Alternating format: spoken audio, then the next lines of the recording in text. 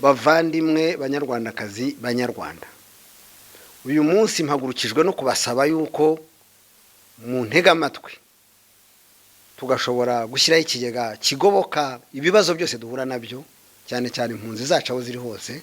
Impunzi zo muri Kongo barimo kuzica ubu ngubu, ariko hari n'izindi mpunzi ziri mu bindi bihugu binyuranye, mu Bugande, muri Kongo Brazzaville, muri za Cameroon, muri za Central Africa. Dufite impunzi ahantu hose kandi henshi.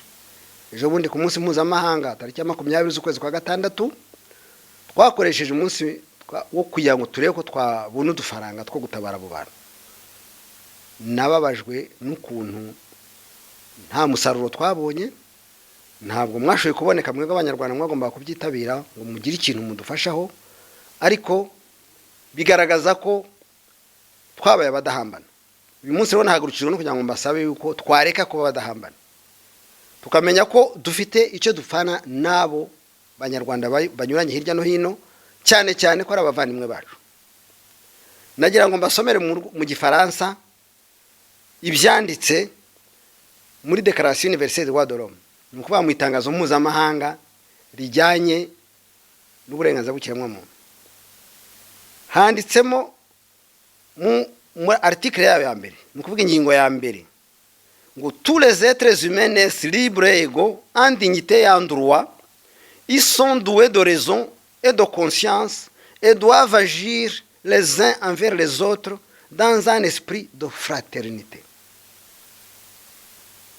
Ibi ngibi mbibasomeye kugira ngo umenye ko ubuvandimwe ari ngombwa. Abanyarwanda aho turi twese, uyu munsi ndagira ngo mbabuze kurya no kuryama. Ndagira ngo mbabuze kuryama ngo mukubite umugono, mutari mwashobora gushyira muri icyo kigega. Nifuza ko mu gihe cy'amezi 3 muzaba mumaze gushyiramo 2020. Narababaze aho muri hose mu mahanga, igice kinini cyanyu gitanze ifaranga rimwe buri kwezi, yewe n'umwana baravutse akaritanga, twabona amaero atari munsi y'2020. Abantu banagerageje gutanga menshi nk'abacuruzi n'abakozi bafite imishahara, dushobora no kujya tubona hagati y'2020 n'50. Ayo mafaranga yakora iki? Hari abavango yacungwa nabi. Niba Matata mwemera yuko nitangira abantu nta nyungu mbifitemo ku giti cyanjye, nabasabaga ko guhera uyu munsi mwamubwo buryo noneho mukazangaya ko nabahimuki cyangwa se ko nayariye. Abanyarwanda twibagiwe inshingano ebyiri, icyo bita mu Gifaransa fraternité, ubuvandimwe, twibagirwa na solidarité, gushyigikirana, gufashanya. Nzabigarukaho mu minsi iri imbere mu nyandiko tuzabashyiraho kuri internet.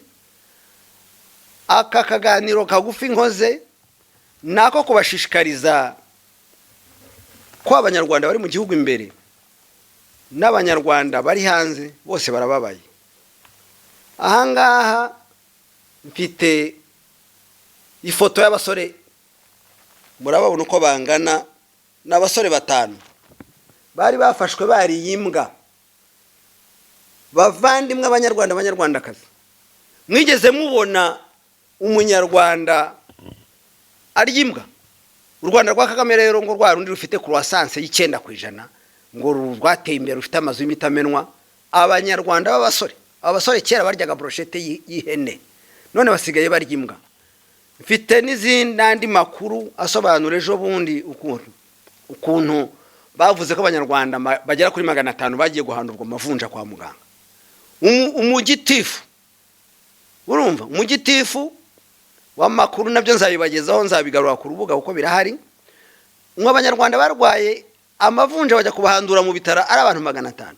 Amavunja nayo yabaye indwara mu Rwanda. Birababaje mwabavandimwe.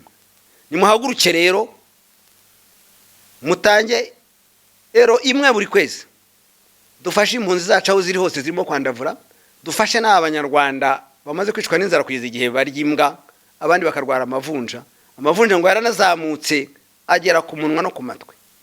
Mu Bugoyi kera amavunja yari yaracitse, ariko kubera ko abasenya amazu, abantu bakongera gutura mu mashitingi cyangwa mu nzu z'ibyatsi cyangwa z'ibyondo, badashobora gukora agasima hasi, abantu bamerewe nabi.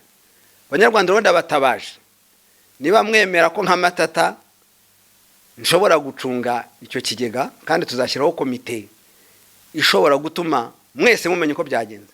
Mbahe mbese urugero nk'ubikondera mujya mwibaza amikoro bakoresha hava, none se mwibaza amaradiyo anyuranye yabitahuka yaba ijwi rya rubanda, mwibaza ayo maradiyo ko yaba afite bije, afite inshingano yayo.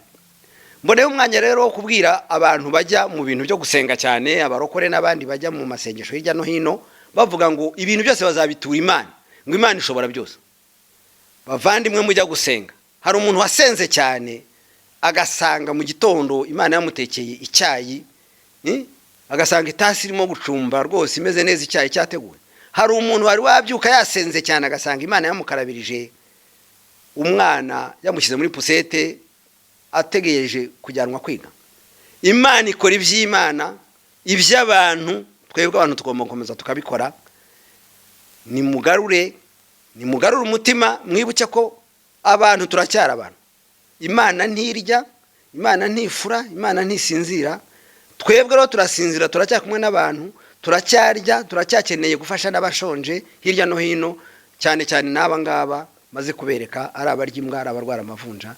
Murakoze, nizere ko abanyumvaho muri hose musubiza umutima impembero, mukamenya ko mufite devoir de solidarité et de fraternité. Tuzabagezaho amakuru yandi kuri internet, kuri Facebook na Twitter. Murakoze.